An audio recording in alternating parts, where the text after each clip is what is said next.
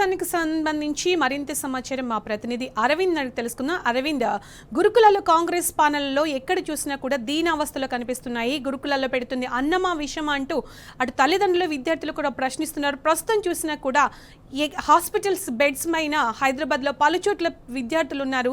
చాలా హృదయ విదారకంగా కనిపిస్తుంది. ఎప్పుడు చూసినా ఏదో ఒక చోట ఇలాంటి ఘటనలు కనిపిస్తూనే ఉన్నాయి, పునరావృతం అవుతూనే ఉన్నాయి. దీనికి సంబంధించి మీ దగ్గర ఉన్న సమాచారం ఏంటి?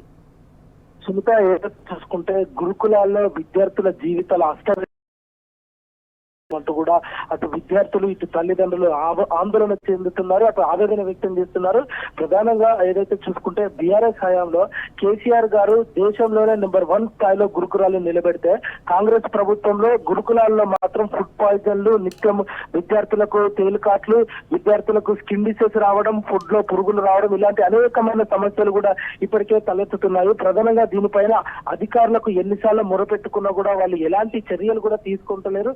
ప్రధానంగా విద్యా వ్యవస్థ పైన ఒక రివ్యూ మీటింగ్ లేదు, అటు విద్యా వ్యవస్థ పైన కమిషనర్ గా కూడా ఒక రివ్యూ మీటింగ్ లేదు. అటు ముఖ్యమంత్రి విద్యాశాఖను తన చేతిలో పెట్టుకొని అటు విద్యా వ్యవస్థను నీరుగార్చే ప్రయత్నం మొత్తం చేసినట్టు కూడా ప్రధానంగా కనిపిస్తుంది. అటు గురుకులాల్లో చదవడమే విద్యార్థులు చేసిన శాపమా అన్నట్టు కూడా, అదే విధంగా గురుకులాల్లో చూసుకుంటే అంటే గతంలో బీఆర్ఎస్ హయాంలో మాత్రం విద్యార్థులకు అంటే గురుకుల పాఠశాలలో ఏ ఒక్క రోజు కూడా ఫుడ్ పాయిజన్ గాంధీ ఇప్పుడు ఫుడ్ పాయిజన్ ఎందుకు అవుతుంది అంటూ కూడా పిల్లల తల్లిదండ్రులు కూడా ఆవేదన వ్యక్తం చేస్తున్నారు.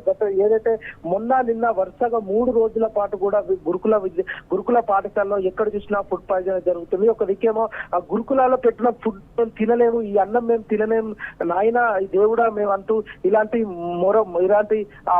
చెప్పుకుంటా కూడా అధికారుల దగ్గర పోయి అటు పోలీసుల దగ్గర కూడా కంప్లైంట్ ఇవ్వడం జరుగుతుంది. గురుకులాల్లో ఫుడ్ పాయిజన్ అవుతుంది, మధ్యాహ్నం భోజనం సరిగ్గా పెడతలేరు, రాత్రి భోజనం సరిగ్గా పెడతలేరు అంటూ కూడా వీటిపైన అధికారులకు, పోలీస్ అధికారులకు రోడ్లపైన బైఠాయించి వినతి పత్రాలు ఇవ్వడం జరుగుతుంది. కానీ అయినా కూడా ముఖ్యమంత్రికి దీనిపైన ఎలాంటి సోయి లేకుండా కూడా పోయింది. 100 కోట్లు పెట్టి ఖర్చు పెట్టి ఫుట్బాల్ ప్రాక్టీస్ కోసం మ్యాచ్ ప్రాక్టీస్ కోసం ప్రాక్టీస్ చేస్తున్నాడు. కానీ విద్యార్థులకు 3 పూటలు అన్నం పెట్టే పరిస్థితి కూడా ఎక్కడ లేనట్టుగా కూడా కనిపిస్తుంది. అటు విద్యార్థుల జీవితాలను అస్తవ్యస్తంగా చేస్తున్నారు. అటు గురుకుల విద్యార్థులతో కూడా ఫుట్బాల్ ఆడే పరిస్థితి కూడా కనిపిస్తుంది అన్నట్టు కూడా ప్రధానంగా తల్లిదండ్రులు కానీ అటు విద్యార్థులు కానీ నేటి సమాజం అంతా కూడా దీనిపైన ఇప్పటికే తెలియజేస్తున్నారు. మరో విధంగా చూసుకుంటే నిన్న బాగ్లింగంపల్లిలో అటు కొండాపూర్ లో కానీ ఈ 2 ఏరియాలో కూడా నిన్న ఫుడ్ పాయిజన్ కూడా జరిగింది. ఏదైతే బాగ్లింగంపల్లిలో కూడా ఇప్పటికే కొంచెం పరిస్థితి సివియర్ గా ఉందని కూడా 16 మందిని కూడా ప్రభుత్వ హాస్పిటల్ కి తీసుకొచ్చారు. ప్రభుత్వ హాస్పిటల్లో కూడా మెరుగైన వైద్యం లేదు అంటూ కూడా అక్కడ అధికారులు వాళ్ళను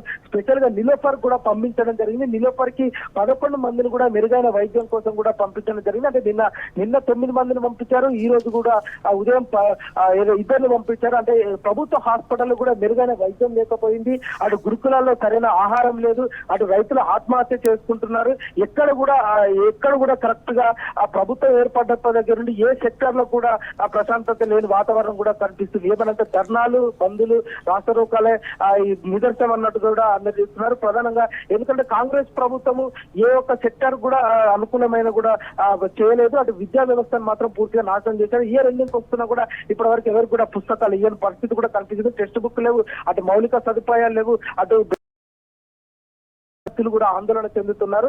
అటు మధ్యాహ్న భోజనంలో పురుగులు వస్తున్నాయి, అటు ఆ భోజనంలో పురుగులు వస్తున్నాయని ఎవరైనా అధికారులపై కంప్లైంట్ ఇస్తే టీసీ ఇచ్చి పంపించే అవకాశాలు కూడా ఉన్నాయంటూ కూడా విద్యార్థులు ఆందోళన చెందుతున్నారు. దాని కారణం కూడా ఎవరు ఇలాంటి కంప్లైంట్ ఇవ్వలేకపోతున్నారు.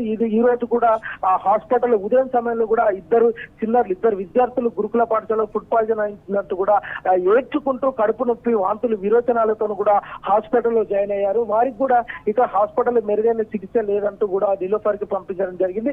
అంటే నిన్న రాత్రి తిన్న పెరుగన్నం గానీ, ఉదయం సమయంలో తిన్న ఉప్మా గానీ ఈ 2 కూడా పాయిజన్ కావడంతో విద్యార్థుల జీవితాలే అస్తవ్యస్తంగా అయ్యే పరిస్థితి కూడా ఈ కాంగ్రెస్ ప్రభుత్వం చేస్తుంది. ఒక దిక్కు అధికారులు పట్టించుకోవట్లేదు. ముఖ్యమంత్రికి కాంట్రాక్టర్లు, కమిషన్ల పైన ఉన్న శ్రద్ధ మాత్రం విద్యా వ్యవస్థ పైన లేదు అంటూ కూడా ఇప్పటికే ఈ సమాజం కూడా మండిపడుతుంది. అటు పిల్లల తల్లిదండ్రులు కూడా గురుకుల పాఠశాలలో వెయ్యాలంటే వణుకుతున్నారు. అంటే బీఆర్ఎస్ హయాంలో మాత్రం గురుకులలో వేయాలంటే అడ్మిషన్ కోసం తల్లిదండ్రులు వెయిట్ చేయదు. అంటే గురుకులాల అడ్మిషన్ వస్తే మా విద్యార్థి భవిష్యత్తు బాగుపడుతుంది, ప్రయోజకుడు అవుతాడు, మెరుగైన వసతులు ఉన్నాయి, ఫుడ్ క్వాలిటీ ఉన్నది, సన్నబియ్యం పెడుతున్నారు, ఇన్ని వసతులు కల్పిస్తున్నారు కేసీఆర్ అంటూ కూడా గురుకులాల్లో సీటు దొరికితే చాలనుకునే విద్యార్థులు నేను పోను గురుకులాలకు అంటున్నట్టు కూడా ప్రధానంగా తల్లిదండ్రులు కూడా ఆవేదన వ్యక్తం చేస్తున్నారు. ఏదేమైనప్పటికీ కూడా రాష్ట్ర ప్రభుత్వం ఇప్పటికైనా కళ్ళు తెరిచి విద్యాశాఖ పైన ఒక రివ్యూ మీటింగ్ పెట్టి విద్యా వ్యవస్థలో ఉన్న లోపాలను అన్ని తీసుకొచ్చి ఒక సమీక్ష పెట్టి ఆ ఫుడ్ పాయిజన్ ఎందుకు అవుతుంది, అసలు వీళ్ళకి ఇచ్చే రైస్ అవి దొడ్డు బియ్యం ఇస్తున్నారు, సన్న బియ్యం కూడా ఇస్తలేరు, మాకు పాలు కూడా నాసిరకం పాలు వస్తున్నాయి, ఒకరోజు పెడుతున్నారు ఒకరోజు పెడతలేరు, అటు కోడిగుడ్లు కూడా నాసిరకంగా కోడిగుడ్లు వస్తున్నాయి, అసలు ఏ ఐటమ్ కూడా ప్రాపర్ గా మెనూ ప్రకారం కూడా మాకు ప్రాపర్ గా ఫుడ్ డిస్ట్రిబ్యూషన్ మాత్రం అందుతలేదు, మాకు కొన్నిసార్లు ఏం తినకుండా కూడా ఆ క్లాసుకు పోయి రోజులున్నాయి, అప్పుడు కళ్ళు తిరిగి పడంగా అలాంటి సమస్యలు ఎన్నో ఉన్నాయి, కానీ అధికారులు పట్టించుకోవట్లేదు అంటూ కూడా ఇప్పటికే ప్రిన్సిపాల్ గారికి కూడా ఇదే విద్యార్థులు గతంలో కూడా మేడం ఫుడ్ బాగాలేదంటే తీసి ఇచ్చి పంపిస్తాం, మీరు ఎవరైనా మాట్లాడతానే పరిస్థితి కూడా తీసుకొచ్చిన, అంటే ఇంత దుర్భరమైన పరిస్థితి కూడా ఈ రేవంత్ రెడ్డి ప్రభుత్వం తీసుకొస్తుంది. అటు ఒక మంత్రి కూడా లేదు. ఇప్పుడు ఏదైతే ఈ రోజు మధ్యాహ్నం కూడా ఆ అజరుద్దీన్ అంటే మంత్రి అజరుద్దీన్ వచ్చి కేవలం నామమాత్రంగానే మెరుగైన వైద్యం అందించండి, కానీ అసలు ఎందుకైంది ఆ ఫుడ్ క్వాలిటీ ఏంది అని కూడా ఒక్కసారి చెక్ చేయని పరిస్థితి కూడా కనిపిస్తుంది. Sumita, thank you Arvind, thanks for the updates.